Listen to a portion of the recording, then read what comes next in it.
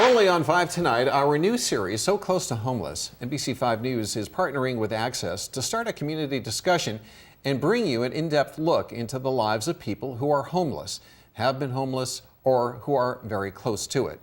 This week, we are meeting Diana Cooper and her family. Diana and her husband, Matt, spent years living with relatives in hotels, even in their car, with her 4 kids. But with the help of local programs, the family was able to get into a house. And Diana, now a community service worker, helps people in the same situation she lived through and got out of.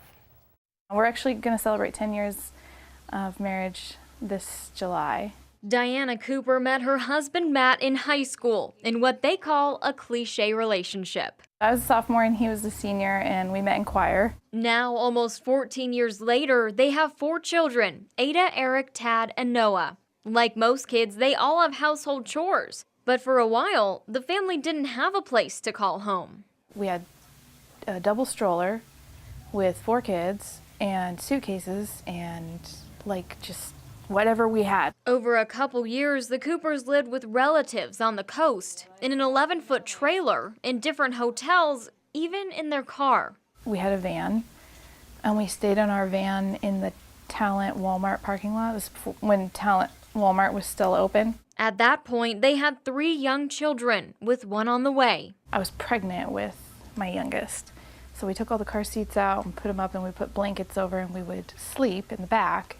And then in the morning we'd drive to the front, and then we would all take turns going and using the restroom and cleaning up. And we did that for quite a while, a couple months. All while Matt was battling a drug addiction. And then we did end up getting a place, and I had Noah. And a couple months before I had Noah, I started getting into my addiction. They ended up having to leave that apartment due to renovations. Without another option, the family with a newborn baby reached out to local services. We had actually a lot of help with housing, St. Vincent de Paul. We had an outreach worker from Medford that would come to Ashland and help. They helped with some of our bills and rent, and then Maslow kind of got hooked in. Along with help from DHS and the Family Nurturing Center, both Diana and Matt were able to get clean. From there, the Coopers got into an apartment and finally their house, where they've lived for 3 years now. But while the family was working to get into a home, Diana was working on a project of her own. I got the job as a community health worker. I've been going to school this whole time. Helping people in the same situation her family had just made it out of. We're all just like 2 paychecks away from being homeless. In her new role, she's found her client base is diverse, coming from all different backgrounds and underlying factors. There are people out there who have bachelor's degrees and master's degrees that are homeless. While some call her story a success, Diana says it's not an experience she'll ever consider to be over. It takes a lot of perseverance. It's not just like a done thing. At the end of the day, Diana says she's happy to be able to help people in the same way she was helped just a few years ago.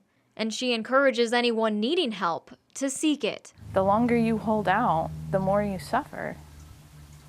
And so when you finally reach out for help or you finally give up is when you get saved.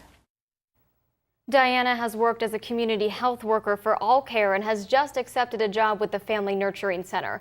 For more information about local services, visit soclosetohomeless.org.